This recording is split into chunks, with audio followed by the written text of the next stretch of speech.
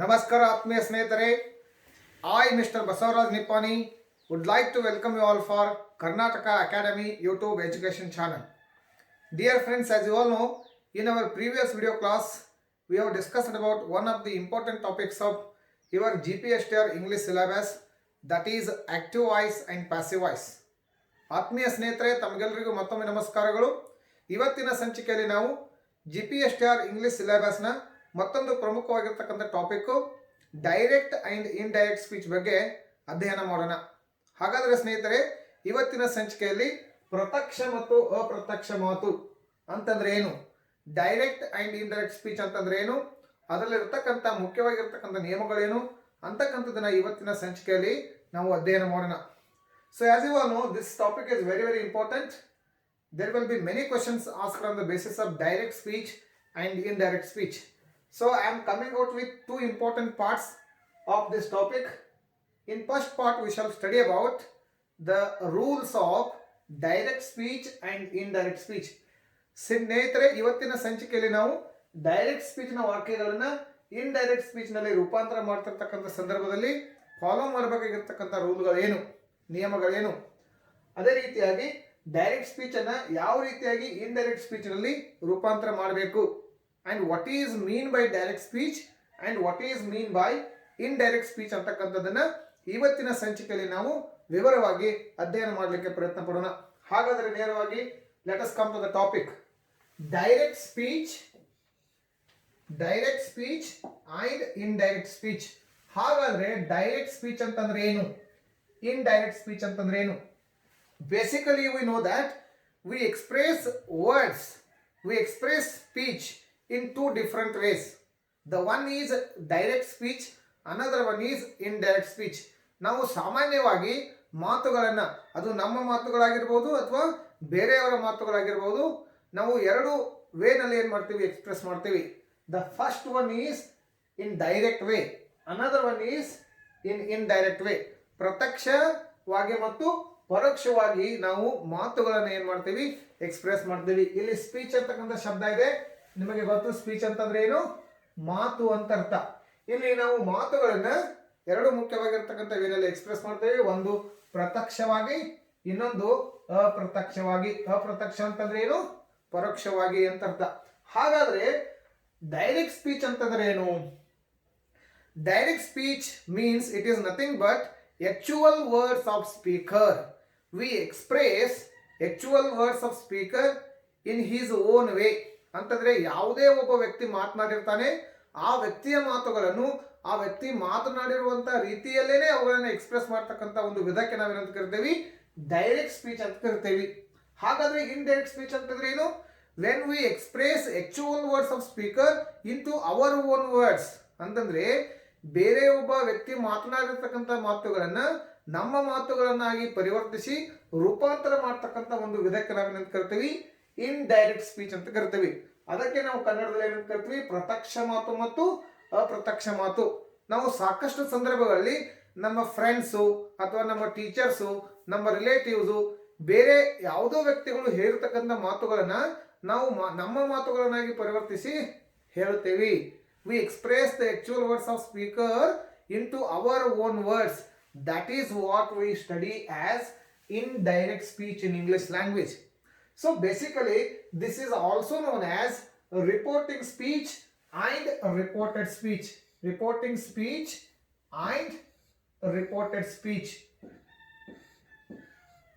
ನಾವು ಈ ಇಂಗ್ಲಿಷ್ ಭಾಷೆಯಲ್ಲಿ ಇದಕ್ಕೆ ಮತ್ತೊಂದು ಹೆಸರಿನಿಂದ ಕರಿತೀವಿ. ಅದಕ್ಕೆ ಏನಂತ ಹೇಳಿ, reporting speech and reported speech. Both are same. Direct and indirect, or reporting speech and reported speech ಅಂತಂದ್ರೆ ಎರಡು ಏನಾಗಿದೆ, ಸೇಮ್ ಆಗಿದೆ ಅಂತ ಅರ್ಥ. ಹಾಗಾದ್ರೆ ಇಲ್ಲಿ ಎರಡು ವಾಕ್ಯಗಳನ್ನ ನಾನು ಕೊಟ್ಟಿದ್ದೀನಿ, ಅವುಗಳನ್ನ ಅಬ್ಸರ್ವ್ ಮಾಡ್ಕೊಳ್ಳೋಣ. ಇಲ್ಲಿ ನೋಡ್ಕೊಳ್ರಿ, ಮೊದಲನೇ ವಾಕ್ಯ ಹೀಗಿದೆ, ರಾಣಿ said I like stories. Rani said I like stories. This is a sentence of direct speech. This is a sentence of direct speech. ಪ್ರತ್ಯಕ್ಷ ಮಾತಿಗೆ ಒಂದು ಉದಾಹರಣೆ. And you could see the second sentence, sentence number 2. Rani said that she liked stories. This is a sentence of indirect speech ಅಂತಂದ್ರೆ ಅಪ್ರತ್ಯಕ್ಷ ಮಾತಿಗೆ ಉದಾಹರಣೆ. ಇಲ್ಲಿ ಅಪ್ರತ್ಯಕ್ಷ ಮಾತು ಯಾವ ರೀತಿಯಾಗಿ ಅಪ್ರತ್ಯಕ್ಷ ಮಾತಾಗಿ ರೂಪಾಂತರ ಆಯಿತು ಅಂತಕ್ಕಂಥದ್ದನ್ನ ಮೊದಲಿಗೆ ನಾವೇನ್ ಮಾಡೋಣ, ನಿಯಮಗಳನ್ನ ತಿಳ್ಕೊಳ್ಳೋಣ. ಆಮೇಲೆ ಪ್ರತ್ಯಕ್ಷ ಮಾತುಗಳನ್ನ ಅಪ್ರತ್ಯಕ್ಷ ಮಾತುಗಳನ್ನಾಗಿ ಯಾವ ರೀತಿಯಾಗಿ ರೂಪಾಂತರ ಮಾಡಬೇಕು ಅಂತಕ್ಕಂಥದ್ದನ್ನ ನಾವು ಆಮೇಲೆ ಅಧ್ಯಯನ ಮಾಡೋಣ. ಹಾಗಾದ್ರೆ ಇಲ್ಲಿ ಕೆಲವೊಂದಿಷ್ಟು ಬೇಸಿಕ್ ಆಗಿರ್ತಕ್ಕಂಥ ರೂಲ್ಗಳನ್ನ ತಿಳ್ಕೊಳ್ಳಿಕ್ಕೆ ಪ್ರಯತ್ನ ಪಡೋಣ. First let us study and understand what is direct speech, how sentences are constructed in direct speech. ಪ್ರತ್ಯಕ್ಷ ಮಾತಿನಲ್ಲಿ ವಾಕ್ಯಗಳು ಯಾವ ರೀತಿಯಾಗಿ ರಚನೆ ಆಗಿವೆ ಅಂತಕ್ಕಂಥದ್ದನ್ನ ಮೊದಲಿಗೆ ನೋಡ್ಕೊಳ್ಳೋಣ. ಇಲ್ಲಿ ನೋಡ್ಕೊಳ್ರಿ, Rani said I like stories. Here there are two important clauses. ಮೊದಲನೇ ಒಂದು ವಾಕ್ಯದಲ್ಲಿ, ಮೊದಲನೇ ಉದಾಹರಣೆಯಲ್ಲಿ ನಾವೇನ್ ಮಾಡ್ಬೋದು, we can find two important clauses. Clauses ಅಂತಂದ್ರೆ ಏನು, ವಾಕ್ಯಾಂಗಗಳು ಅಥವಾ ತುಣುಕು ವಾಕ್ಯಗಳು ಅಥವಾ ವಾಕ್ಯದ ಭಾಗಗಳಿಗೆ ನಾವು ಏನು ಕರಿತೀವಿ, ಕ್ಲಾಸಸ್ ಅಂತ ಇಂಗ್ಲಿಷ್ ಭಾಷೆಯಲ್ಲಿ ಕರಿತೇವೆ. ಇಲ್ಲಿ ರಾಣಿ ಸೆಡ್ ಅಂತಕ್ಕಂಥದ್ದು ಒಂದು ಕ್ಲಾಸ್ ಆಗಿದೆ, ಐ ಲೈಕ್ ಸ್ಟೋರೀಸ್ ಅಂತಕ್ಕಂಥದ್ದು ಮತ್ತೊಂದು ಕ್ಲಾಸ್ ಆಗಿದೆ. So in the first following example we have two important classes. First one is Rani shed, another one is I like stories. ಇಲ್ಲಿ ಮೊದಲನೇ ಭಾಗಕ್ಕೆ ಏನಂತ ಕರಿತೇವೆ ನಾವು, ರಿಪೋರ್ಟಿಂಗ್ ಕ್ಲಾಸ್. ರಿಪೋರ್ಟಿಂಗ್ ಕ್ಲಾಸ್ ಅಂತ ಕರಿತೇವೆ. ಎರಡನೇ ಕ್ಲಾಸ್ ಏನಂತ ಕರಿತೀವಿ, ರಿಪೋರ್ಟೆಡ್ ಕ್ಲಾಸ್. ಎರಡನೇ ಕ್ಲಾಸ್ ಏನಂತ ಕರಿತೀವಿ, ರಿಪೋರ್ಟೆಡ್ ಕ್ಲಾಸ್ ಅಂತ ಕರಿತೀವಿ. ರಿಪೋರ್ಟಿಂಗ್ ವಾಕ್ಯಾಂಗ ಮತ್ತು ರಿಪೋರ್ಟೆಡ್ ವಾಕ್ಯಾಂಗ ಅಂತ ಅರ್ಥ. ಸೊ ಇಲ್ಲಿ ರಿಪೋರ್ಟಿಂಗ್ ಕ್ಲಾಸ್ ನಲ್ಲಿ ಏನಿದೆ, ಇಲ್ಲಿ ರಾಣಿ ಅಂತಕ್ಕಂಥ ಸಬ್ಜೆಕ್ಟ್ ಇದೆ, ಆಮೇಲೆ ಸೇಡ್ ಅಂತಕ್ಕಂಥ ವರ್ಬ್ ಇದೆ. ರಿಪೋರ್ಟಿಂಗ್ ಕ್ಲಾಸ್ ನಲ್ಲಿ ಏನಿರ್ತದೆ, ಸಬ್ಜೆಕ್ಟ್ ಇರ್ತದೆ ಮತ್ತು ವರ್ಬ್ ಇರ್ತದೆ. ಇಲ್ಲಿ ರಿಪೋರ್ಟೆಡ್ ಕ್ಲಾಸ್ ನಲ್ಲಿ ಏನಿರ್ತದೆ, actual words of speaker. actual words of speaker. ಇಲ್ಲಿ ಐ ಲೈಕ್ ಸ್ಟೋರೀಸ್ ಅಂತಕ್ಕಂಥದ್ದು actual words of speaker. ಯಾವುದೋ ಒಬ್ಬ ವ್ಯಕ್ತಿ ಮಾತನಾಡಿರ್ತಕ್ಕಂಥ ಮಾತಿಗೆ ನಾವೇನಂತ ಕರಿತೇವಿ, ರಿಪೋರ್ಟೆಡ್ ಸ್ಪೀಚ್ ಅಂತ ಕರಿತೇವಿ. actual words of speaker. This is how we express the words of others. This is how we express the words of speakers into his own way or into her own way. or ಅವರು ಯಾವ ರೀತಿಯಾಗಿ ಮಾತುಗಳನ್ನ ಮಾತನಾಡಿರ್ತಾರೆ ಅದೇ ರೀತಿಯಾಗಿ ಅವುಗಳನ್ನ ಏನ್ ಮಾಡ್ತೀವಿ, report ಮಾಡ್ತೀವಿ. ಅದಕ್ಕೆ ಏನಂತ ಕರಿತೀವಿ, ಡೈರೆಕ್ಟ್ ಸ್ಪೀಚ್ ಅಂತ ಕರಿತೀವಿ. ಇಲ್ಲಿ ನೋಡ್ಕೊಳ್ರಿ, Rani said I like stories. Rani ಹೇಳಿದಳು, ನಾನು ಕಥೆಗಳನ್ನ ಇಷ್ಟಪಡುತ್ತೇನೆ ಎಂದು. Please underline the statement. Rani ಹೇಳಿದಳು, ನಾನು ಕಥೆಗಳನ್ನು ಇಷ್ಟಪಡುತ್ತೇನೆ ಎಂದು. ಅದನ್ನು ನೀವು ಇಂಡೈರೆಕ್ಟ್ ಸ್ಪೀಚ್ ನಲ್ಲಿ ನೋಡಿ. Here in the first sentence these are the actual words of speaker which are expressed in the same way. That is what we call as direct speech, ಪ್ರತ್ಯಕ್ಷ ಮಾತು. ಇಂಡೈರೆಕ್ಟ್ ಸ್ಪೀಚ್ ಅಂತಂದ್ರೆ ಏನು, actual words of speaker into our own words. ಇಲ್ಲಿ ನೋಡ್ಕೊಳ್ರಿ, ಎರಡನೇ ವಾಕ್ಯವನ್ನು ನೋಡ್ಕೊಳ್ರಿ, indirect speech or reported speech. Rani said that she like stories. Rani ಹೇಳಿದಳು, ಅವಳು ಕಥೆಗಳನ್ನ ಇಷ್ಟಪಟ್ಟಳು ಅಂತ ಅರ್ಥ. ನೋಡ್ರಿ, ಎರಡನೇ ವಾಕ್ಯದ ಅರ್ಥ ಏನು, ರಾಣಿ ಹೇಳಿದಳು, ಅವಳು ಕಥೆಗಳನ್ನ ಇಷ್ಟಪಟ್ಟಳು ಅಂತ ಅರ್ಥ. So there are some important changes in direct speech and in direct speech. ಇಲ್ಲಿ ಕೊಟ್ಟಿರ್ತಕ್ಕಂಥ ಪ್ರತ್ಯಕ್ಷ ಮಾತಿನಲ್ಲಿ ಮತ್ತು ಅಪ್ರತ್ಯಕ್ಷ ಮಾತಿನಲ್ಲಿ ಕೆಲವೊಂದಿಷ್ಟು ಚೇಂಜಸ್ಗಳಿದಾವೆ. ಅವುಗಳು ಏನೇನು ಇಲ್ಲಿ ಅರ್ಥ ಮಾಡ್ಕೊಳ್ಳಿಕ್ಕೆ ಪ್ರಯತ್ನ ಮಾಡಿ.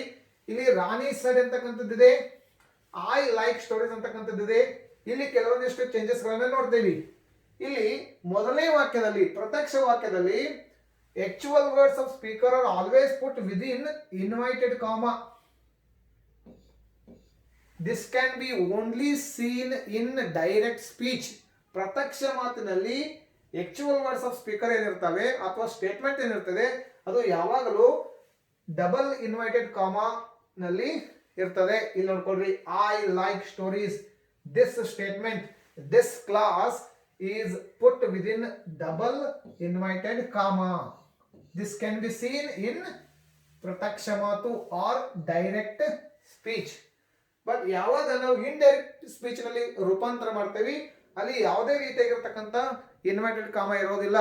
That becomes one of the normal sentences. ಅದು ಒಂದು ಸಾಮಾನ್ಯವಾಗಿರ್ತಕ್ಕಂಥ ವಾಕ್ಯವಾಗಿ ಪರಿವರ್ತನೆ ಆಗ್ತದೆ.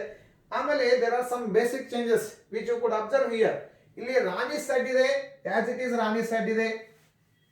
ಬಟ್ ಇಲ್ಲಿ ದ್ಯಾಟ್ ಅಂತಕ್ಕಂಥ ಒಂದು ಬೇರೆ ಶಬ್ದ, ಪರ್ಯಾಯವಾಗಿರ್ತಕ್ಕಂಥ ಶಬ್ದವನ್ನು ತೆಗೆದುಕೊಂಡಿದ್ದೇವೆ. ಇಲ್ಲಿ ಆ ಇದೆ, ಆಯ್ದ ಬದಲಾಗಿ ಏನಾಗಿದೆ ಸಿ ಇದೆ. ಇಲ್ಲಿ ಲೈಕ್ ಇದೆ, ಬಟ್ ಇಲ್ಲಿ ಲೈಕ್ಡ್ ಇದೆ. ಸ್ಟೋರಿ ಇದೆ, ಆಸ್ ಇಟ್ ಇಸ್ ಸ್ಟೋರಿ ಇದೆ. These are some basic changes which you could see here in the second following sentence. ಇಲ್ಲಿ ದ್ಯಾಟ್ ಅಂತಕ್ಕಂಥ ಪರ್ಯಾಯವಾಗಿರ್ತಕ್ಕಂಥ ಶಬ್ದ ಬಂದಿದೆ, ಆಯ್ದ ಬದಲಾಗಿ ಏನಾಗಿದೆ ಸಿ ಬಂದಿದೆ. ಲೈಕ್ ಅಂತಕ್ಕಂಥ V1 ಫಾರ್ಮ್ ಇದೆ, ಅದು ಇಲ್ಲಿ ಏನಾಗಿದೆ V2 ಫಾರ್ಮ್ ಆಗಿದೆ. So these are some common changes which should be followed while transforming the sentences of direct speech into indirect speech. How this is done? That can be studied through the rules of direct speech and indirect speech. ಇದು ಯಾವ ರೀತಿಯಾಗಿ ರೂಪಾಂತರ ಆಯಿತು, ಈ ರೀತಿಯಾಗಿ ಯಾಕೆ ರೂಪಾಂತರ ಆಯಿತು, ಇಲ್ಲಿ ದ್ಯಾಟ್ ಯಾಕೆ ಬಂತು, ಆಯ್ ಬದಲಾಗಿ ಸಿ ಯಾಕೆ ಬಂತು, ಲೈಕ್ ಬದಲಾಗಿ ಲೈಕ್ಡ್ ಯಾಕೆ ಬಂತು ಅಂತಕ್ಕಂಥದ್ದನ್ನ ಇವುಗಳಲ್ಲಿ ಇರ್ತಕ್ಕಂತಹ ನಿಯಮಗಳ ಒಂದು ಅನುಸಾರವಾಗಿ ನಾವು ಅಧ್ಯಯನ ಮಾಡಲಿಕ್ಕೆ ಪ್ರಯತ್ನ ಪಡೋಣ. So this is a basic information about direct speech and indirect speech. ಹಾಗಾದ್ರೆ ನಾವು ಈಗ ಮುಂದಿನ ಸ್ಲೈಡ್ ನಲ್ಲಿ ಡೈರೆಕ್ಟ್ ಸ್ಪೀಚ್ ಹಾಗೂ ಇನ್ಡೈರೆಕ್ಟ್ ಸ್ಪೀಚ್ ನಲ್ಲಿ ಇರತಕ್ಕಂತ ನಿಯಮಗಳು ಏನು ಅಂತಕ್ಕಂಥದ್ರ ಬಗ್ಗೆ ಅಧ್ಯಯನ ಮಾಡೋಣ. Once again let me remember you, direct speech and indirect speech is also known as reporting speech and reported speech. In direct speech there will be two important clauses. The first clause is Rani said, means subject plus verb, and in the second clause there will be actual words of speaker. This is a simple information about direct speech and indirect speech. Now let us study the rules.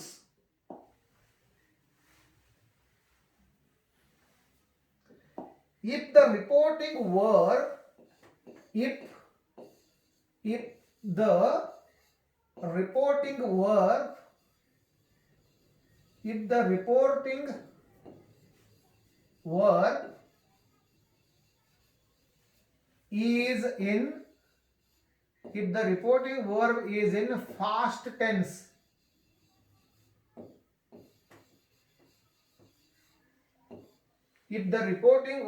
is in fast tense, following changes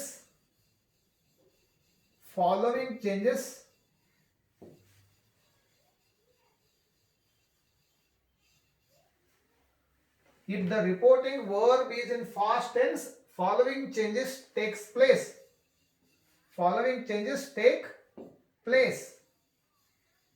place in tense. ಅಂತಂದ್ರೆ reporting ಮಾಡ್ತಿರ್ತಕ್ಕಂಥ ಕ್ರಿಯಾಪದ past tense ಇದ್ದಾಗ ಕೆಲವೊಂದಿಷ್ಟು changes ಗಳಾಗ್ತವೆ. ಇಲ್ಲಿ reporting verb ಅಂತಕ್ಕಂಥದ್ದನ್ನ ನೋಡ್ಕೊಳ್ಳಿ, past tense ನಲ್ಲಿ ಇದ್ದಾಗ ಕೆಲವೊಂದಿಷ್ಟು ಸಾಮಾನ್ಯವಾಗಿರ್ತಕ್ಕಂಥ ಚೇಂಜಸ್ ಗಳನ್ನ ಎಲ್ಲಿ ನೋಡ್ಕೊಳ್ತೀವಿ, ಟೆನ್ಸಸ್ ನಲ್ಲಿ ನೋಡ್ಕೊಳ್ತೀವಿ. ಹಾಗಾದ್ರೆ ಇಲ್ಲಿ ರಿಪೋರ್ಟಿಂಗ್ ವರ್ಬ್ ಅಂತಂದ್ರೆ ಏನು, ಅದು ರಿಪೋರ್ಟಿಂಗ್ ವರ್ಬ್ ಪಾಸ್ಟ್ ಟೆನ್ಸ್ ಅಂತಂದ್ರೆ ಏನು ಅದನ್ನ ನೋಡ್ಕೊಳ್ರಿ. ಒಂದು ಉದಾಹರಣೆ ತೆಗೆದುಕೊಳ್ರಿ.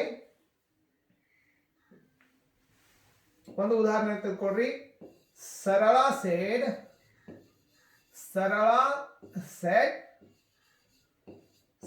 said, I play chess. Sarala said, I play chess. ಮತ್ತೊಂದು ಉದಾಹರಣೆ ನೋಡ್ಕೊಳ್ರಿ, ಸ್ವಲ್ಪ ಗಮನ ಬಿಟ್ಟು ಕೇಳ್ರಿ. This is a very very important topic. Sarala says,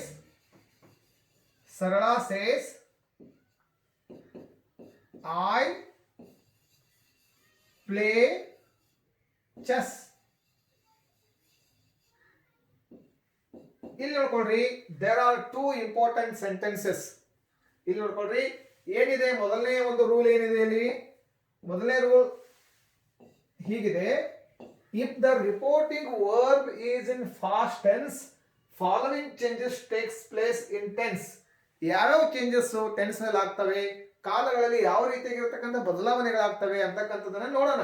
ಅದಕ್ಕಿಂತ ಮುಂಚೆ ಇಲ್ಲಿ ಎರಡು ವಾಕ್ಯಗಳನ್ನ ಕೊಟ್ಟಿದ್ದೀನಿ. ಈ ವಾಕ್ಯಗಳ ಮುಖಾಂತರ ರಿಪೋರ್ಟಿಂಗ್ ವರ್ಬ್ ಅಂತಂದ್ರೆ ಏನು ಅರ್ಥ ಮಾಡ್ಕೊಳ್ರಿ. ಇಲ್ಲಿ ನೋಡ್ಕೊಳ್ರಿ, ಸೆಡ್ ಅಂತಕ್ಕಂತ ಒಂದು ಶಬ್ದ ಇದೆ. ಇಲ್ಲಿ ಸರಳ ಅಂತಕ್ಕಂತ ಒಂದು ಶಬ್ದ ಇದೆ. As I already told you, here Sarala means subject and said means verb. ಇಲ್ಲಿ ಸೆಡ್ ಅಂತಕ್ಕಂತ ಒಂದು ವರ್ಬ್ ಇದೆ ಅಲ್ಲ, ಮೊದಲನೇ ಕ್ಲಾಸ್ ನಲ್ಲಿ, ಯಾವ ಕ್ಲಾಸ್ ನಲ್ಲಿ? ರಿಪೋರ್ಟಿಂಗ್ ಕ್ಲಾಸ್ ನಲ್ಲಿ ಒಂದು ಕ್ರಿಯಾಪದ ಇದೆ. ಅದಕ್ಕೆ ಏನಂತ ಕರಿತೇವೆ ನಾವು? ರಿಪೋರ್ಟಿಂಗ್ ವರ್ಬ್ ಅಂತ ಕರಿತೇವೆ. ಅಂತಂದ್ರೆ ಇಲ್ಲಿ ಸೆಡ್ ಅಂತಕ್ಕಂಥದ್ದು ರಿಪೋರ್ಟಿಂಗ್ ವರ್ಬ್ ಆಗ್ತದೆ. ಡೈರೆಕ್ಟ್ ಸ್ಪೀಚ್ ನಲ್ಲಿ ಮೊದಲನೇ ವಾಕ್ಯಾಂಗದಲ್ಲಿ ಇರತಕ್ಕಂತಹ ಕ್ರಿಯಾಪದಕ್ಕೆ ನಾವೇನಂತ ಕರಿತೀವಿ? ರಿಪೋರ್ಟಿಂಗ್ ವರ್ಬ್ ಅಂತ ಕರಿತೀವಿ. ಇಲ್ಲಿ ಸೆಡ್ ಅಂತಕ್ಕಂಥದ್ದಿದೆ. ಆಮೇಲೆ ಆಕ್ಚುಯಲ್ ವರ್ಡ್ಸ್ ಆಫ್ ಸ್ಪೀಕರ್ ಇದೆ, ಐ ಪ್ಲೇ ಚೆಸ್ ಅಂತ ಹೇಳಿ. ಇಲ್ಲಿ ಎರಡನೇ ವಾಕ್ಯ ನೋಡ್ಕೊಳ್ರಿ, ಸರಳ ಸೇಸ್. ಸೇಮ್ ವಾಕ್ಯ ಇದೆ, but there is a change. ಇಲ್ಲಿ ಸರಳ ಅಂತಕ್ಕಂಥದ್ದು ಸಬ್ಜೆಕ್ಟ್ ಆಗ್ತದೆ, ಸೇಸ್ ಅಂತಕ್ಕಂಥದ್ದು ವರ್ಬ್ ಆಗ್ತದೆ. ಇಲ್ಲಿ ಇದು ರಿಪೋರ್ಟಿಂಗ್ ಕ್ಲಾಸ್ ಆಗ್ತದೆ, ಬಟ್ ಇಲ್ಲಿ ಸೇಸ್ ಅಂತಕ್ಕಂಥದ್ದು ಏನಾಗ್ತದೆ? ರಿಪೋರ್ಟಿಂಗ್ ವರ್ಬ್ ಆಗ್ತದೆ, but it is in present tense.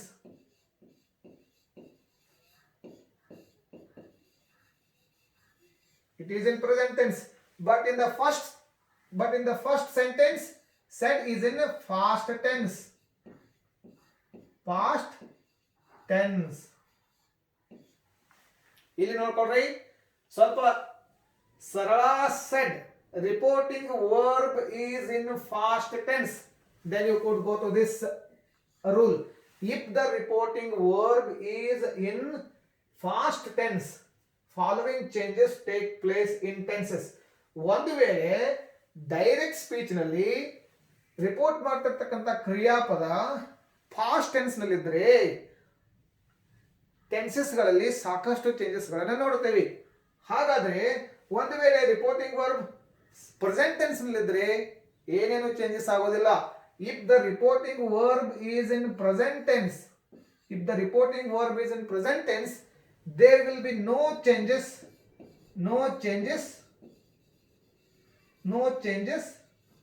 in tense. There will be no changes in tense. ಈ ಒಂದು ಬೇಸಿಕ್ ಆಗಿರತಕ್ಕಂತ ರೂಲ್ ನೋಡ್ಕೊಳ್ರಿ. ಒಂದು ವೇಳೆ ರಿಪೋರ್ಟಿಂಗ್ ವರ್ಬ್ ಪಾಸ್ಟ್ ಟೆನ್ಸ್ ಇದ್ದಾಗ ಟೆನ್ಸಸ್ ನಲ್ಲಿ ಚೇಂಜಸ್ ಗಳಾಗ್ತವೆ. ಆದ್ರೆ ಒಂದು ವೇಳೆ ರಿಪೋರ್ಟಿಂಗ್ ವರ್ಬ್ ಪ್ರೆಸೆಂಟ್ ಟೆನ್ಸ್ ಇದ್ದಾಗ there will be no changes. ಇದು ಹೇಗೆ ಅಂತಕ್ಕಂಥದ್ದನ್ನ ಇದೇ ಉದಾಹರಣೆಯನ್ನ ತೆಗೆದುಕೊಂಡು ಅರ್ಥ ಮಾಡ್ಕೊಳ್ಳಿಕ್ಕೆ ಪ್ರಯತ್ನ ಪಡೋಣ. So this is first we should try to understand. If the reporting verb is in past tense, there will be changes in tenses. If the reporting verb is in present tense, there will be no changes. ಅದು ಹೇಗೆ ಇಲ್ಲಿ ನೋಡ್ಕೊಳ್ಳೋಣ. ಅದೇ ವಾಕ್ಯವನ್ನು ತಿಳ್ಕೊಳ್ರಿ. ಇಲ್ಲಿ ನೋಡ್ಕೊಳ್ರಿ, ಸರಳ says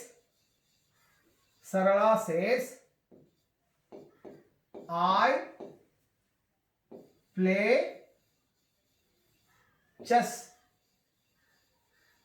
ಅಂತಕ್ಕಂಥ ಒಂದು ವಾಕ್ಯ ಇದೆ ಇಲ್ಲಿ. ಆಮೇಲೆ ಮತ್ತೊಂದು ವಾಕ್ಯವನ್ನು ತಿಳ್ಕೊಳ್ರಿ, ಅದೇ ರೀತಿಯಾಗಿರ್ತಕ್ಕಂಥ ವಾಕ್ಯ ಇಲ್ಲಿ ನೋಡ್ಕೊಳ್ರಿ, ಸರಳ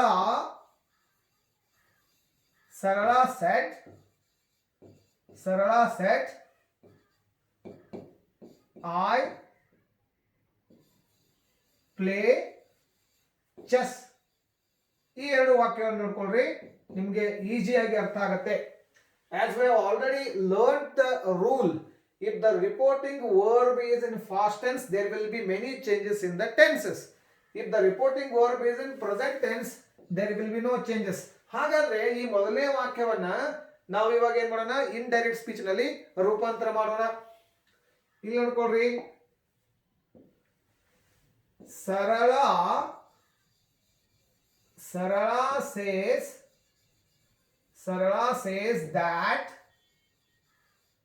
says that she plays chess. ಆಮೇಲೆ ಈ ವಾಕ್ಯವನ್ನ ಪರಿವರ್ತನೆ ಮಾಡ್ಕೊಳ್ರಿ, ಸರಳ said that Sarala said that she played chess. ಈ ಎರಡು ವಾಕ್ಯಗಳಲ್ಲಿ there are some basic changes which you could observe. ಇಲ್ಲಿ ನೋಡ್ಕೊಳ್ರಿ, ಸರಳ says I play chess. ಇಲ್ಲಿ I play chess ಅಂತಕ್ಕಂಥ actual words of speaker are in present tense. They are in present tense, present simple tense. ಇದೇನಿದೆ, simple present tense ಅಲ್ಲಿ ವಾಕ್ಯ ಇದೆ. I play chess ಅಂತಕ್ಕಂಥದ್ದು simple present tense ಅಲ್ಲಿ ಇರತಕ್ಕಂಥ ವಾಕ್ಯ. ಇಲ್ಲಿ ನೋಡ್ಕೊಳ್ರಿ, ಅದರದ್ದು ಫಾರ್ಮುಲಾ ಇದೆ, subject plus V1 plus object. ಏನಿದೆ ಇಲ್ಲಿ ನೋಡ್ಕೊಳ್ರಿ, ಏನಿದೆ, subject plus V1 plus object ಇದೆ. ಸಿಂಪಲ್ ಪ್ರೆಸೆಂಟ್ ಟೆನ್ಸ್ ವಾಕ್ಯ ಇದೆ. ಆಮೇಲೆ ಅದನ್ನ ಇಂಡೈರೆಕ್ಟ್ ಅಲ್ಲಿ ಪರಿವರ್ತನೆ ಮಾಡಿದಾಗ ಯಾವುದೇ ರೀತಿಯಾಗಿರ್ತಕ್ಕಂಥ ಚೇಂಜಸ್ ಆಗಿಲ್ಲ. As it is we put the actual words of speaker in the same tense. ಇಲ್ಲೂ ಸಹಿತ ಅದು ಪ್ರೆಸೆಂಟ್ ಟೆನ್ಸ್ ನಲ್ಲಿ ಇದೆ. ಸರಳ says that she plays chess. Again it is in the same formula. Subject is there, V1 is there and object is there. ಇಲ್ಲಿ V1 ಅಂತಂದ್ರೆ ಇದನ್ನ V4 ಆಗಿ ಪರಿವರ್ತನೆ ಮಾಡ್ಕೊಳ್ರಿ, as you already know this. But this sentence is in present tense only. But come to this second example. Sarala said I play chess. ಇಲ್ಲಿ ಏನಿದೆ, ಇಲ್ಲಿ ನೋಡ್ಕೊಂಡಾಗ ನಿಮ್ಗೆ ಗೊತ್ತಾಗುತ್ತೆ. ಇಲ್ಲಿ ಫಾರ್ಮುಲಾ ಏನಿದೆ, subject plus V1 plus object ಇದೆ. ಬಟ್ ಅದು ಯಾವಾಗ ಇಂಡೈರೆಕ್ಟ್ ನಲ್ಲಿ ಪರಿವರ್ತನೆ ಆಗಿದೆ, ಅಲ್ಲಿ ಏನಾಗಿದೆ, ಇಲ್ಲಿ ನೋಡ್ಕೊಳ್ರಿ, that she played chess.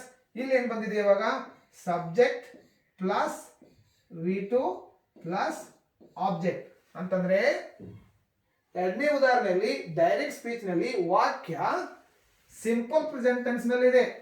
But ಅದೇ ವಾಕ್ಯ ಇಂಡೈರೆಕ್ಟ್ ನಲ್ಲಿ ರೂಪಾಂತರ ಆದಾಗ ಅದು ಏನಾಗಿದೆ, ಸಿಂಪಲ್ ಫಾಸ್ಟ್ ಟೆನ್ಸ್ ನಲ್ಲಿ ಆಗಿದೆ. ಸಿಂಪಲ್ ಫಾಸ್ಟ್ ಟೆನ್ಸ್ ನಲ್ಲಿ ಪರಿವರ್ತನೆ ಆಗಿದೆ.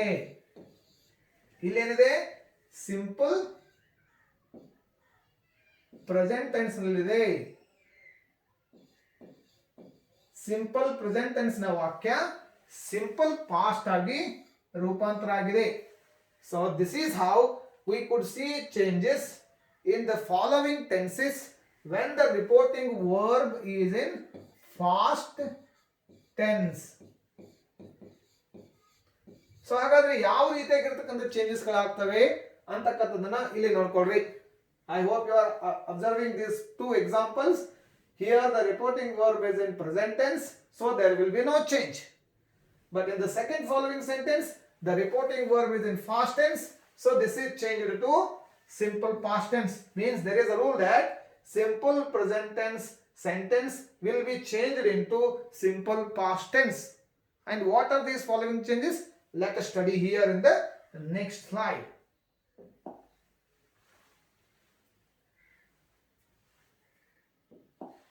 If the reporting verb is in past tense, here simple present tense becomes simple present tense becomes simple past tense. ಇದು ಮೊದಲನೇ rule. This is the first rule. Simple present tense becomes simple past tense.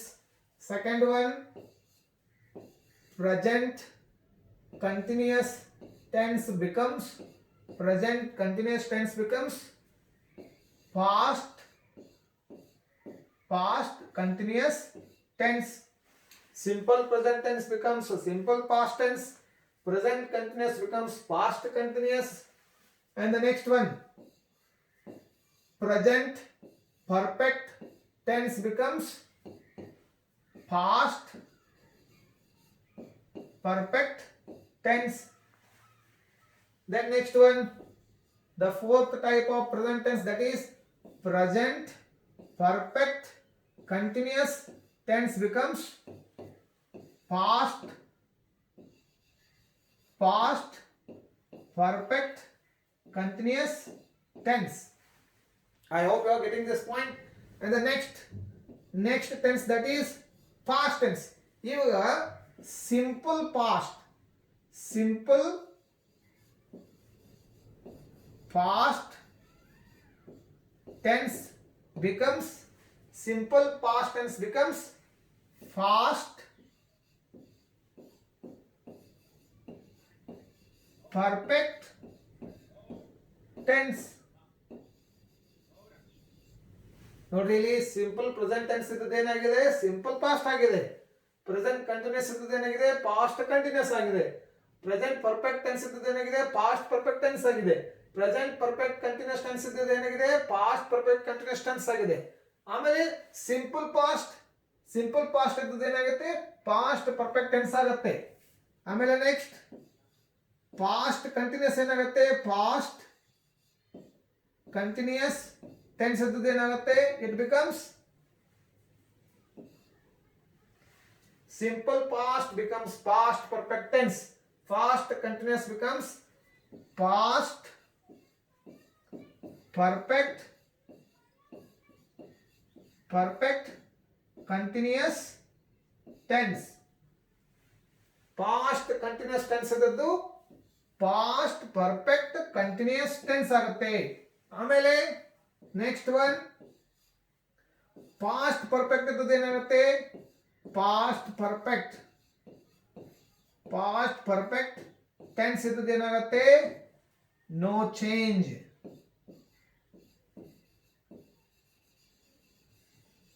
Past perfect ಇದ್ದದ್ದು ಯಾವುದೇ changes ಅನ್ನ ಮಾಡ್ಕೊಳ್ಳೋದಿಲ್ಲ.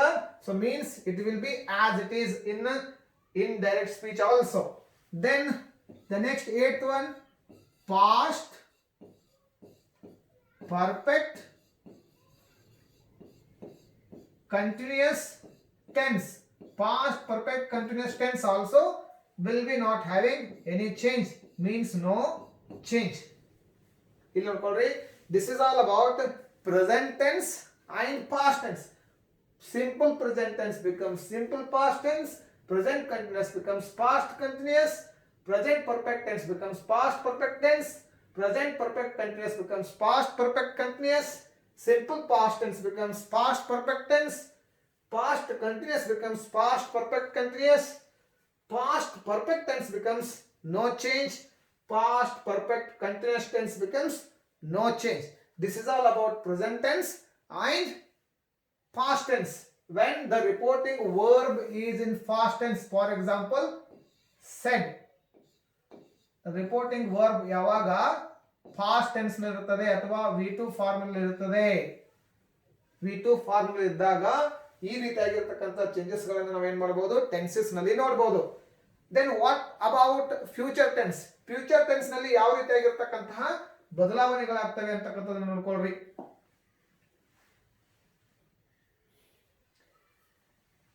Future tense ನಲ್ಲಿ ಕೇವಲ helping verbs ಗಳು ಬದಲಾವಣೆ ಆಗ್ತವೆ. For example shawl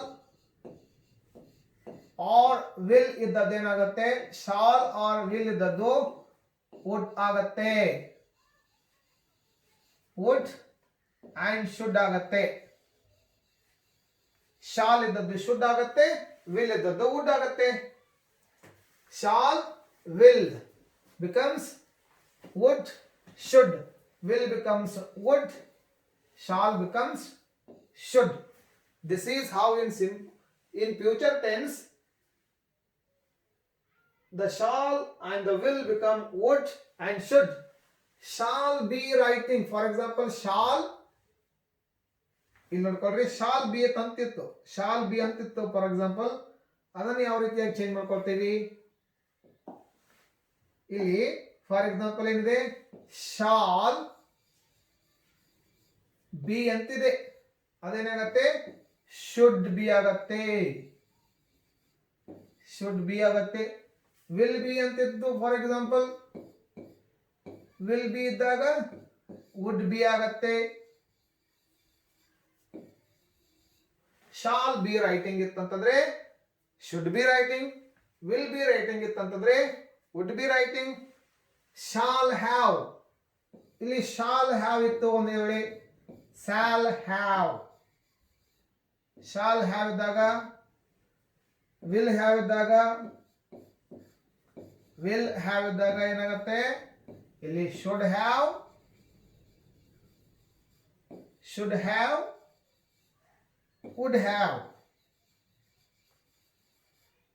wood have ಆಗುತ್ತೆ. For example shall have written ಇದ್ದಾಗ should have written, will have written ಇದ್ದಾಗ would have written. Shall becomes should, will becomes should, shall be becomes should be, will be becomes would be, shall have becomes should have, will have becomes would have. This is how the changes will be taken place in future tense when the reporting verb will be in fast tense. ಅಂದ್ರೆ ಯಾವಾಗ reporting verb past tense ಇರುತ್ತದೆ ಈ ರೀತಿಯಾಗಿರ್ತಕ್ಕಂಥ changes ಗಳಾಗ್ತವೆ. But ಒಂದು ವೇಳೆ reporting verb present tense ಇದ್ದಾಗ there will be no any changes. This is, you should remember, this is the best important rule of direct speech and indirect speech. If the reporting verb is in present tense, there will be no any changes in the tense. Only there are changes taken place when the reporting verb is in past tense.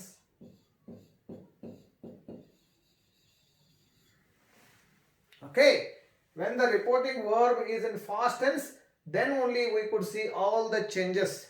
ಆಮೇಲೆ future tense ನಲ್ಲಿ ಕೇವಲ helping verbs ಗಳು past form ಅನ್ನು ಪಡ್ಕೊಳ್ತವೆ. ಇಲ್ಲಿ ನೋಡ್ಕೊಳ್ರಿ, shall have become should, will have become would. ಈ ರೀತಿಯಾಗಿರ್ತಕ್ಕಂಥ ಚೇಂಜಸ್ ಗಳನ್ನ ನಾವು ಟೆನ್ಸಸ್ ನಲ್ಲಿ ನೋಡ್ತೀವಿ. This is the first rule of changing direct speech into indirect speech. Now let us see some of the changes of pronouns and adverbial words. ಇಲ್ಲಿ ಕೆಲವೊಂದಿಷ್ಟು pronounce ಗಳನ್ನ change ಮಾಡ್ಕೊಳ್ತೀವಿ. ಡೈರೆಕ್ಟ್ ಸ್ಪೀಚ್ ನಲ್ಲಿ ಇರತಕ್ಕಂಥ ಪ್ರೊನೌನ್ಸ್ ಗಳು ಯಾವ ರೀತಿಯಾಗಿ ಚೇಂಜ್ ಆಗ್ತವೆ. ಫಾರ್ ಎಕ್ಸಾಂಪಲ್ ನೋಡ್ಕೊಳ್ರಿ, ಇಲ್ಲಿ ಐ ಅಂತಕ್ಕಂಥದ್ದಿದೆ, ಮೀ ಅಂತಕ್ಕಂಥದ್ದಿದೆ, ಮೈ ಅಂತಕ್ಕಂಥದ್ದಿದೆ, ಯು ಅಂತಕ್ಕಂಥದ್ದಿದೆ, I, me, my, you, we ಅಂತಕ್ಕಂಥದ್ದಿದೆ, ಅಸ್ ಅಂತಕ್ಕಂಥದ್ದಿದೆ, ದೇ ಅಂತಕ್ಕಂಥದ್ದಿದೆ. ಇದನ್ನೆಲ್ಲ ನೋಡ್ಕೊಳ್ರಿ. I, me, my, you, we, us, they. These are some pronouns. These pronouns will be changed in indirect speech in this way. They becomes his, him, her, them, his, him, her, them. ಈ ರೀತಿಯಾಗಿರ್ತಕ್ಕಂತಹ pronounce ಗಳು ಈ ರೀತಿಯಾಗಿ change ಆಗ್ತವೆ. ಇಲ್ಲಿ I, me, my, you, we, us, they becomes his, him, her, them, she, he. ಈ ರೀತಿಯಾಗಿ change ಆಗ್ತವೆ. ಇಲ್ಲಿ ನೋಡ್ಕೊಳ್ರಿ, his, him, her, them, she, he. ಈ ರೀತಿಯಾಗಿ ಅವುಗಳೇನಾಗ್ತವೆ, ಪರಿವರ್ತನೆ ಆಗ್ತವೆ. So these are the pronouns which will be changing their forms in indirect speech. If the pronoun are like I, me, my, you, we, us, they, in direct speech, they will be changing their form in indirect speech such as his, him, her, them, she, he, like this, and them. So another changes. There are some demonstrative pronouns or demonstrators such as this ide. For example, word this ide, that ide. These are called demonstrative pronouns. This becomes these, that becomes those. ಇವು ಸಹಿತ ಏನಾಗ್ತವೆ, if there is this in direct speech, that will become these. If there is that in direct speech, that will become those. These are some of the other changes. Which can be seen in direct speech and also in indirect speech. And let us go to some of the other changes, some of the other rules. This is the rule. Why this is like this? This is the rule of direct and indirect speech. ಈ I ಅಂತಕ್ಕಂಥದ್ದು ಹಿ ಯಾಕಾಗ್ತದೆ, he's ಯಾಕಾಗ್ತದೆ, ಹರ್ ಯಾಕಾಗ್ತದೆ, them ಯಾಕಾಗ್ತದೆ ಅಂತಕ್ಕಂಥದ್ದು this is the rule of direct and indirect speech. ನೀವು ಉದಾಹರಣೆಗಳನ್ನು ನೋಡ್ಕೊಂಡಾಗ ಅವುಗಳ ಬದಲಾವಣೆ ಸರಿಯಾಗಿದೆ ಅಂತಕ್ಕಂಥದ್ದು ನಿಮಗೆ ಮನವರಿಕೆ ಆಗ್ತದೆ. ಅದು ಯಾಕೆ ಈ ರೀತಿಯಾಗಿರ್ತಕ್ಕಂಥ ಬದಲಾವಣೆಗಳನ್ನು ನಾವು ಯಾಕೆ ನೋಡ್ಕೊಳ್ತೀವಿ ಇಂಡೈರೆಕ್ಟ್ ಸ್ಪೀಚ್ ನಲ್ಲಿ ಅಂತಕ್ಕಂಥದ್ದು ಉದಾಹರಣೆಗಳನ್ನ ಡಿಸ್ಕಸ್ ಮಾಡಿದಾಗ ನಿಮಗೆ ಸರಳವಾಗಿ ಅಂಡರ್ಸ್ಟ್ಯಾಂಡಿಂಗ್ ಆಗ್ತದೆ. ಈಗ ಮತ್ತೊಂದಿಷ್ಟು ರೂಲ್ಸ್ ಗಳಿಗೆ ಹೋಗೋಣ. ಕೆಲವೊಂದಿಷ್ಟು ಅಡ್ವರ್ಬಿಯಲ್ ಚೇಂಜಸ್ ಗಳನ್ನು ಸಹಿತ ನಾವು ನೋಡ್ತೇವೆ. ಆ ಅಡ್ವರ್ಬಿಯಲ್ ಚೇಂಜಸ್ ಹಾಗಾದ್ರೆ ಏನು ಇಲ್ಲಿ ನೋಡ್ಕೊಳ್ರಿ. ಹಿಯರ್ ಅಂತಕ್ಕಂಥ ಒಂದು ಶಬ್ದ ಇದೆ. ಹಿಯರ್ ಅಂತಕ್ಕಂಥ ಶಬ್ದ ಅಲ್ಲಿ ಏನಾಗತ್ತೆ ದೇರ್ ಆಗತ್ತೆ. ಹಿಯರ್ ಅಂತಕ್ಕಂಥ ಶಬ್ದ ಏನಾಗತ್ತೆ ದೇರ್ ಆಗತ್ತೆ. ದಸ್ ಅಂತಕ್ಕಂಥ ಶಬ್ದ ಏನಾಗತ್ತೆ ಸೋ ಆಗತ್ತೆ. Here, there, thus, so. Today ಇದ್ದದ್ದು ಏನಾಗತ್ತೆ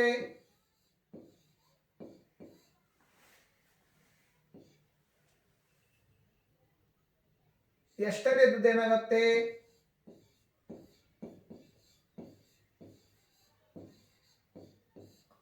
ಟುಮಾರೋ ಇದ್ದದ್ದು ಏನಾಗತ್ತೆ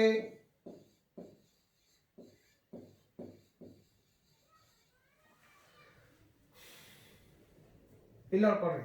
here becomes there, thus becomes so, today, yesterday, tomorrow.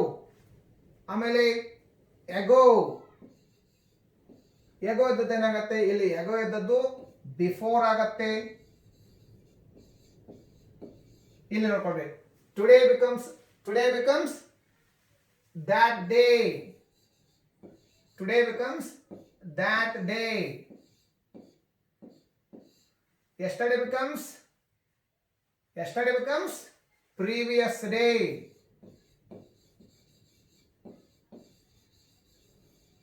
Yesterday becomes previous day. Tomorrow becomes the following day.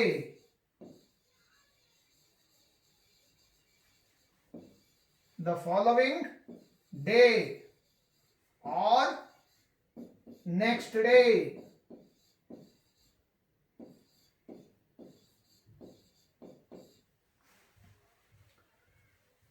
A day ago ಇದ್ದದ್ದು ಏನಾಗುತ್ತೆ for example a day ago ಇದ್ದದ್ದು ಏನಾಗುತ್ತೆ a day before ಆಗತ್ತೆ. a day before ಆಗತ್ತೆ. The last day for example the last day ಇದ್ದದ್ದು ಏನಾಗುತ್ತೆ last day ಇತ್ತು ಒಂದ್ ವೇಳೆ ಲಾಸ್ಟ್ ಡೇ ಇತ್ತು ಅಂತಂದ್ರೆ ಅದೇನಾಗತ್ತೆ ಅಗೇನ್ ದ ಪ್ರೀವಿಯಸ್ ಡೇ ಅಂತ ಆಗತ್ತೆ. ಎಸ್ಟರ್ಡೇ ದ ಲಾಸ್ಟ್ ಡೇ ಆಗತ್ತೆ. ಇಲ್ಲಿ ಸ್ವಲ್ಪ ನೋಡ್ಕೊಳ್ರಿ.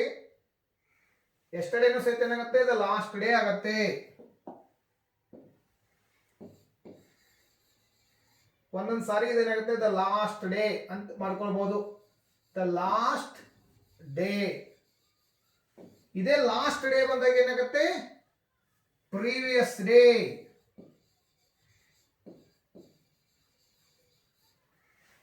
R the day before, month, ago, year means the following day or the month or the year ಅಂತಾಗತ್ತೆ. ಇಲ್ಲಿ ನೀವು ವೀಕ್ ತಗೊಳ್ರಿ, ಡೇ ತಗೊಳ್ರಿ, ಇಯರ್ ತಗೊಳ್ರಿ ಆರ್ ಮಂತ್ ತಗೊಳ್ರಿ, ಇವುಗಳನ್ನ ನಾವು ಯೂಸ್ ಮಾಡ್ಕೊಂಡು ಚೇಂಜ್ ಮಾಡಬಹುದು. a day ago or the week ago or the month ago or the year ago ಅದೇನಾಗತ್ತೆ the week before, the month before, the year before ಆಗತ್ತೆ. ಗೊತ್ತಾಯ್ತಲ್ಲ?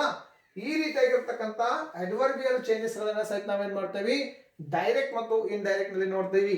ಒಂದು ವೇಳೆ ಇಂಡೈರೆಕ್ಟ್ ಸ್ಪೀಚ್ ನಲ್ಲಿ ಡೈರೆಕ್ಟ್ ಸ್ಪೀಚ್ ನಲ್ಲಿ ಹಿಯರ್ ಅಂತಕ್ಕಂಥ ಶಬ್ದ, ದಸ್ ಅಂತಕ್ಕಂಥ ಶಬ್ದ, ಟುಡೇ ಅಂತಕ್ಕಂಥ ಶಬ್ದ, yesterday, tomorrow, ago, a day ago, last day ಇವೇನಾಗತ್ತೆ ಇಲ್ಲಿ ಹಿಯರ್ ಇದ್ದದ್ದು ದೇರ್ ಆಗತ್ತೆ, ದಸ್ ಇದ್ದದ್ದು ಸೋ ಆಗತ್ತೆ, ಟುಡೇ ಇದ್ದದ್ದು ಡ್ಯಾಟ್ ಡೇ ಆಗತ್ತೆ, ಎಸ್ಟರ್ಡೇ ಇದ್ದು previous day R last day ಆಗತ್ತೆ, ಟುಮಾರೋ ಇದ್ದದ್ದು ದ ಫಾಲೋವಿಂಗ್ ಡೇ ಆಗತ್ತೆ ಆರ್ ದ ನೆಕ್ಸ್ಟ್ ಡೇ ಆಗತ್ತೆ, ಅಂಡ್ ಎಗೋ ಇದ್ದದ್ದು ಬಿಫೋರ್ ಆಗತ್ತೆ, ಅ ಡೇ ಎಗೋ ಇದ್ದದ್ದು ಅ ಡೇ ಬಿಫೋರ್ ಆಗತ್ತೆ, ಲಾಸ್ಟ್ ಡೇ ಇದ್ದದ್ದು ಪ್ರೀವಿಯಸ್ ಡೇ ಆಗತ್ತೆ. ಸೊ ಈ ರೀತಿಯಾಗಿ some adverbial changes also takes place while changing direct speech sentences into indirect speech. These are some adverbial changes. So there are now some of the other rules that can be studied here.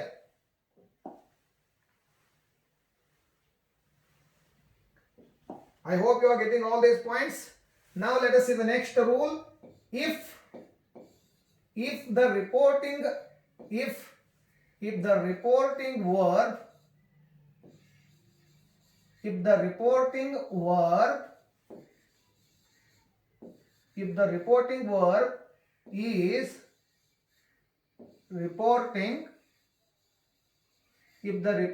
verb is reporting, the statement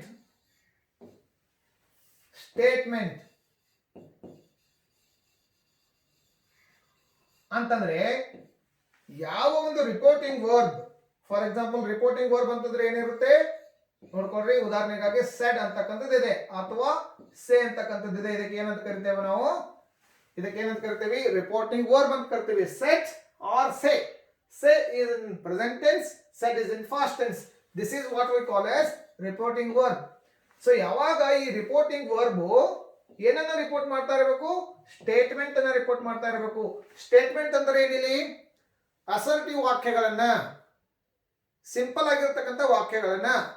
When a reporting verb is reporting or expressing statements, means assertive sentences, ಸಾದಾ ವಾಕ್ಯಗಳನ್ನ, declarative sentences ಗಳನ್ನ ಅಥವಾ ಸಾಮಾನ್ಯ ವಾಕ್ಯಗಳನ್ನ report ಮಾಡ್ತಾ ಇರ್ತವೆ, ಅವಾಗ he said ಅಂತಕ್ಕಂತಹ ಶಬ್ದ change ಆಗ್ತದೆ. ಯಾವ ರೀತಿಯಾಗಿ ಚೇಂಜ್ ಆಗ್ತದೆ? ಟೋಲ್ಡ್ ಅಂತ ಆಗ್ತದೆ. ಟೋಲ್ಡ್ ಅಂತ ಸಹಿತ ಅದಾಗ್ತದೆ. ಸೆಡ್ ಇದ್ದದ್ದು ಟೋಲ್ಡ್ ಆಗಿ ಬದಲಾವಣೆ ಆಗ್ತದೆ. ಇಲ್ಲಿ ನೋಡ್ಕೊಳ್ರಿ, ಟೋಲ್ಡ್ ಆಗಿ ಬದಲಾವಣೆ ಆಗ್ತದೆ. ಸೆಡ್ ಅಂತಕ್ಕಂಥದ್ದು ಟೋಲ್ಡ್ ಆಗಿ ಬದಲಾಗ್ತದೆ. ಆಮೇಲೆ ಒಂದು ವೇಳೆ this reporting verb, if the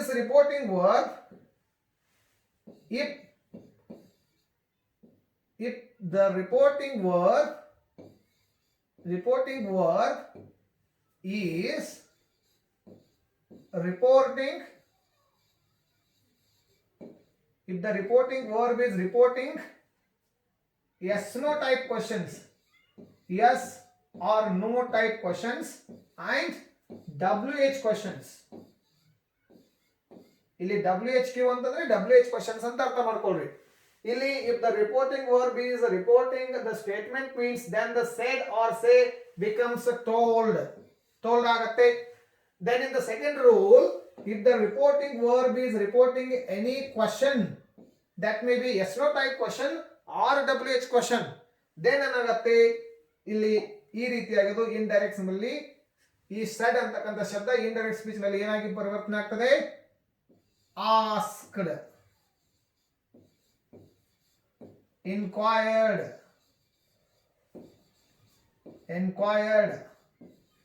ನೋಡ್ರಿ ಇಲ್ಲಿ if or whether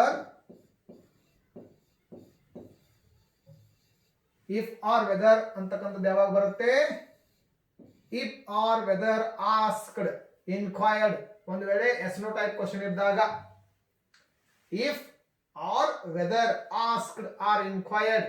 WH question ಇದ್ದಾಗ ಓನ್ಲಿ ಏನಾಗುತ್ತೆ? ಅದು asked or inquired. If whether asked or inquired, when it is reporting yes no type question. Only asked or inquired when it is WH question. This is one more important rule to be followed while changing direct speech sentences into indirect speech. ಆಮೇಲೆ ಮತ್ತೆ ಬೇರೆ ರೀತಿಯಾಗಿರ್ತಕ್ಕಂಥ ವಾಕ್ಯಗಳನ್ನು ನಾವು ಏನ್ ಮಾಡ್ತೀವಿ? Direct ನಿಂದ indirect ಗೆ ಪರಿವರ್ತನೆ ಮಾಡ್ತೀವಿ. ಅದು ಯಾವ ರೀತಿಯಾಗಿ? ನಾವು ಇಂಪರೇಟಿವ್ ಸೆಂಟೆನ್ಸಸ್ ಗಳನ್ನ, ಆಜ್ಞಾಧಾರಕ ವಾಕ್ಯಗಳನ್ನ ಏನ್ ಮಾಡ್ತೀವಿ? ಡೈರೆಕ್ಟ್ ನಿಂದ ಇಂಡೈರೆಕ್ಟ್ ಗೆ ಪರಿವರ್ತನೆ ಮಾಡ್ತೀವಿ. ಯಾವ ರೀತಿಯಾಗಿರ್ತಕ್ಕಂಥ ವಾಕ್ಯಗಳು? Imperative sentences.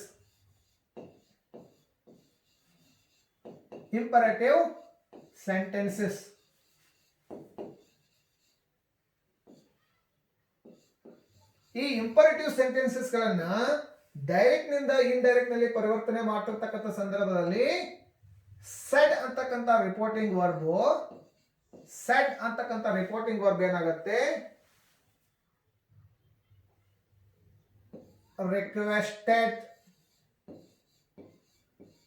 ರಿಕ್ವೆಸ್ಟೆಡ್ ಟು ಆಗತ್ತೆ, ಸಜೆಸ್ಟೆಡ್ ಟು ಆಗತ್ತೆ. It depends upon the sentence. If the sentence is requesting, then requested to ಆಗುತ್ತೆ. If it is suggesting, suggested to ಆಗುತ್ತೆ. Advised ಆಗುತ್ತೆ, advised to ಆಗುತ್ತೆ. Warned ಆಗುತ್ತೆ, ಒಂದ್ ವೇಳೆ ವಾರ್ನಿಂಗ್ ಮಾತಾಡಿದ್ರೆ warned to ಆಗುತ್ತೆ. Requested to, suggested to, advised to, warned to, ಈ ರೀತಿಯಾಗಿ. So imperative sentences always express commands, orders, suggestions and request. So if the reporting verb said in the direct speech is expressing request means that becomes requested to, suggested to, advised to, want to. In this way, these changes will be seen in the following reporting verb in indirect speech. ಈ said ಅಂತಕ್ಕಂಥ reporting verb imperative sentence ಗಳನ್ನ change ಮಾಡ್ತಿರ್ತಕ್ಕಂಥ ಸಂದರ್ಭಗಳಲ್ಲಿ ಈ ರೀತಿಯಾಗಿ change ಆಗುತ್ತೆ. Requested to, suggested to, advise to, want to, guided to, directed to, ಈ ರೀತಿಯಾಗಿ. This is one more rule. ಆಮೇಲೆ ಇದೇ ರೀತಿಯಾಗಿರ್ತಕ್ಕಂತಹ ಎಕ್ಸ್ಕ್ಲಾಮೇಟರಿ ಸೆಂಟೆನ್ಸಸ್ ಗಳನ್ನ ಚೇಂಜ್ ಮಾಡ್ತಿರ್ತಕ್ಕಂಥ ಸಂದರ್ಭದಲ್ಲಿ ನಿಮ್ಗೆ ಗೊತ್ತಿದೆ ಎಕ್ಸ್ಕ್ಲಾಮೇಟರಿ ಸೆಂಟೆನ್ಸಸ್ ಅಂತಂದ್ರೆ ಏನು?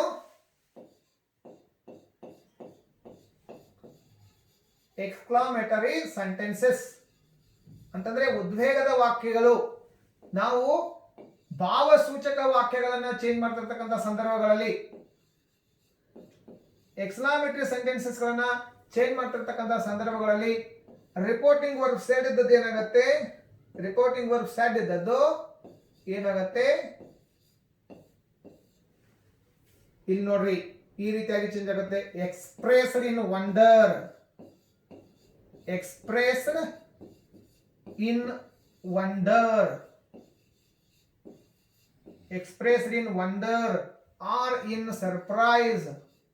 or in surprise. This depends upon the nature of the sentence. ಆ ವಾಕ್ಯ ಯಾವ ರೀತಿಯಾಗಿರ್ತಕ್ಕಂಥ ಉದ್ವೇಗದ ಭಾವನೆಯನ್ನ ಸೂಚಿಸ್ತಾ ಇದೆ ಅದರ ಮೇಲೆ ಅದೇನಾಗ್ತದೆ, ಚೇಂಜ್ ಆಗ್ತದೆ. ಸೆಡ್ ಇದ್ದದ್ದು ಎಕ್ಸ್ಪ್ರೆಸ್ಡ್ ಇನ್ ವಂಡರ್ ಆಗುತ್ತೆ, ಎಕ್ಸ್ಪ್ರೆಸ್ಡ್ ಇನ್ ಸರ್ಪ್ರೈಸ್ ಆಗುತ್ತೆ, ರೈಟ್. ಆಮೇಲೆ ಮತ್ತೊಂದು ಪ್ರಕಾರ ವಿಶ್ಡ್ ಆಗತ್ತೆ, ವಿಶ್ಡ್ ಆಗತ್ತೆ. ಆಮೇಲೆ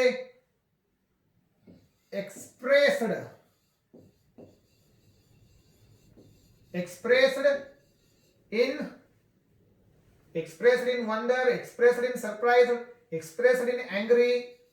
This depends upon the nature of the sentence. And one more, that is wished agatte, expressed in wonder, wished, and exclaimed agatte. mattondo exclaimed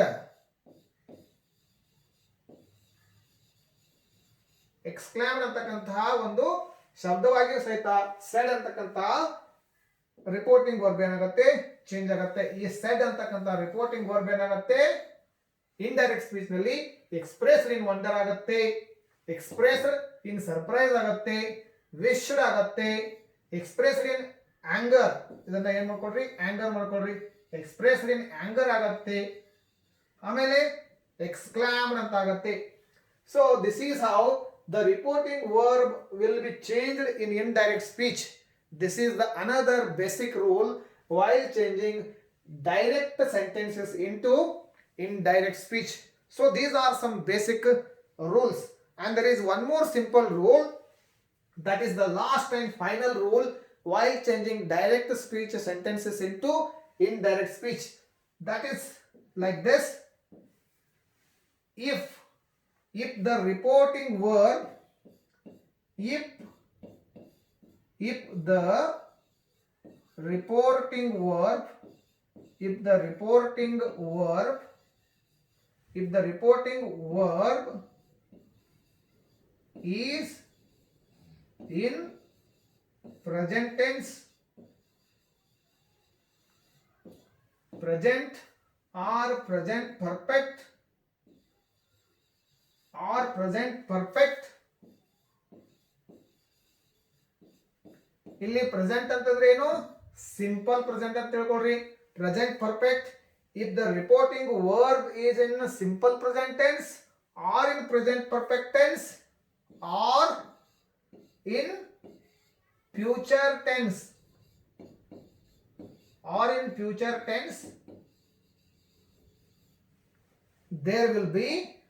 there will be no changes.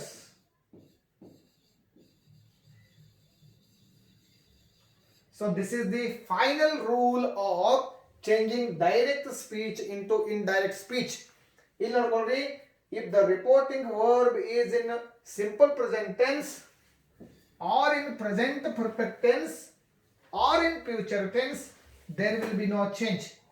There is no rule that the reporting verb should be always in past form. It can be in present form, it can be in past form, it can be in present perfect form, and it can be in future form. But ಏನಾಗುತ್ತೆ, ಇದು fast ನಲ್ಲಿದ್ದಾಗ there will be many changes in the tense. So far we have discussed about that. But if the same reporting verb is in simple present or present perfect or future, there will be no changes. So these are some basic rules of direct speech and indirect speech. So this is all about today's class, dear friends. In next part, in part 2, we shall discuss all these following rules in examples. So we will go and discuss examples through which you can understand how these rules are used while changing direct speech sentences into indirect speech. Till then, take care. Goodbye. Jai Hind.